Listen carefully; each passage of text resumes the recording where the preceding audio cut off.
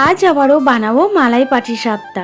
আগের দিন যে মালাই পাটিসাপটাটা বানিয়েছিলাম সেটা তো ভাই খেতে পারলো না, কারণ ভাই তো সেদিন বাড়িতেই ছিল না, আর ও সপ্তাহে একটা দিন আমাদের বাড়ি আসে।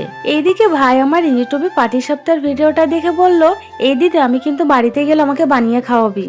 সেই মতো পিঠে বানানোর জন্য সমস্ত কিছু রেডি করে নিয়েছি। ময়দা, সুজি আর চালের গুঁড়ো, চিনি আর লবণ দিয়ে একটা পাতলা ব্যাটার করেছি।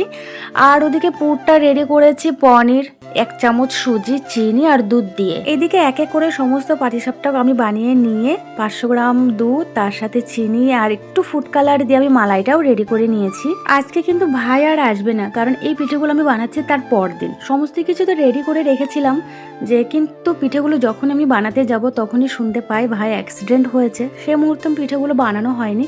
পরদিন ওর দাদা, এটাও আমার ভাই, তো ভাই এসেছিল, ভাইকে দিয়ে পিঠেগুলো বানিয়ে আমি পাঠিয়ে দিয়েছি। আজকের পিঠেগুলো কেমন হয়েছে অবশ্যই কমেন্টে জানিও। আর আমার ভাই যেন তাড়াতাড়ি সুস্থ হয়ে যায় একটু প্রে করো তোমরা।